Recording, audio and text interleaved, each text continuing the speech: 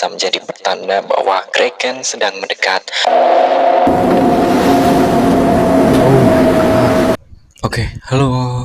Kembali lagi di channel Detektif Alam. Kali ini kita akan membahas fenomena misteri dari makhluk mitologi Kraken. Jadi teman-teman, kalau bicara tentang Kraken, kita bisa ngajak bicara pada para pelaut atau mungkin bajak laut. Ya, pelaut atau bajak laut, mereka akan menceritakan kisah-kisah menakutkan yang meninggalkan misteri. Mereka tentu saja sudah melewati berbagai badai hingga tsunami yang ternyata bukan itu sebuah ancamannya, tapi bisa saja ada ancaman dari makhluk raksasa yang tak pernah terbayangkan oleh mereka.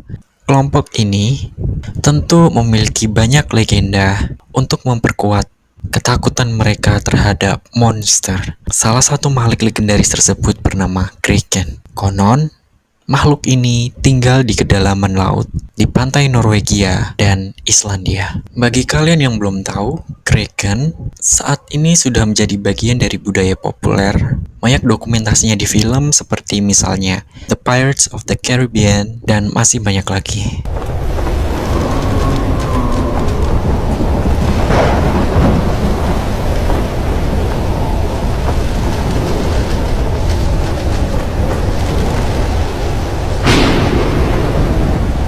Kraken, makhluk legendaris yang menghantui lautan dalam, yang menakutkan di berbagai budaya. Di balik bayang-bayang kegelapan, monster ini digambarkan sebagai raksasa dengan tentakel yang bisa menghancurkan kapal dan menenggelamkan para pelaut ke dalam kedalaman yang tak pernah terbayangkan.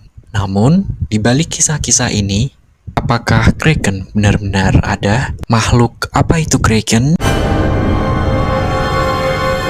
Kraken adalah monster laut legendaris yang memiliki ukuran sangat besar, diyakini menyerupai cephalopoda yang dikatakan penghuni perairan antara Norwegia dan Islandia. Legenda tentang Kraken dianggap berasal dari penampakan cumi-cumi raksasa dalam sebuah buku perjalanan oleh Francesco Negri pada tahun 1700. Lalu diikuti pada tahun 1734 oleh laporan dari misionaris dan penjelajah Hans Egede yang merinci Kraken dengan mengkaitkannya dengan Hafgufa dalam cerita abad pertengahan. Pontoppidan adalah yang pertama menggambarkan Kraken sebagai gurita raksasa dan mencatat reputasinya untuk menyeret kapal-kapal ke dalam air. Kata Kraken secara etimologi berasal dari kata Norwegia kraken atau kraken. Menurut Kamus Norwegia, arti dasar dari krake adalah pohon yang cacat atau tumbuh berlebihan. Sejarawan Denmark, Erik Pontoppidan, melukiskan Kraken sebagai makhluk yang bulat dengan lengan yang tak terhitung jumlahnya. Ia menggambarkan monster laut ini sebagai entitas terbesar dan paling menakutkan yang pernah terlihat di lautan. Punggungnya konon bisa menjulang hingga 800 meter, muncul dari kedalaman yang paling misterius. Tapi ternyata bukan hanya Erik Pontoppidan. Banyak saksi, mulai dari nelayan hingga pejabat angkatan laut, mengisahkan penampakan Kraken dan menganggapnya sebagai sebuah kenyataan. Ternyata bukti kehadiran Kraken ini di dalam karya ilmiah Norwegia tahun 1250 berjudul Konung Suksha dikatakan bahwa ternyata makhluk ini memang sangat menakutkan dan langka. Hanya ada 2 yang tersisa dan mereka tidak dapat reproduksi. Sebuah aroma yang aneh dan kuat yang ditinggalkan oleh Kraken menjadi pertanda bagi para pelaut untuk menjauhi tempat itu atau akan dimusnahkan oleh Kraken. Tak hanya itu, ikan-ikan yang berkumpul di dekatnya dianggap sebagai tanda bahaya, peringatan bagi mereka yang berani melintasi perairan yang dikuasai Kraken. Dalam kegelapan lautan, makhluk ini menunggu, siap untuk menjebak siapapun yang berani mendekat.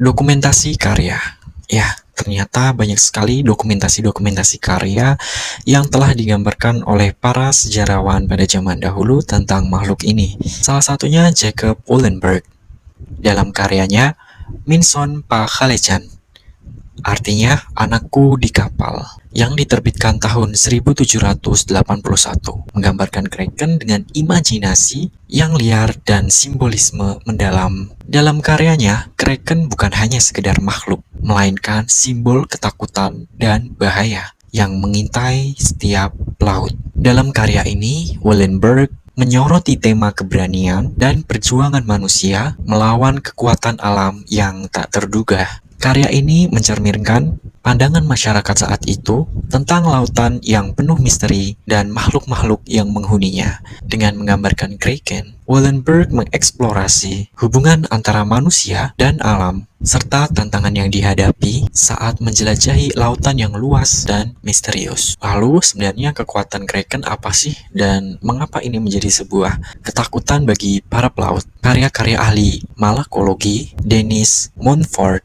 menggambarkan kekuatan menakutkan Kraken yang mampu menghancurkan kapal dan melumpuhkan pelaut dengan beberapa lengan raksasanya. Dalam kegelapan malam, suara gemuruh ombak bisa menjadi pertanda bahwa Kraken sedang mendekat.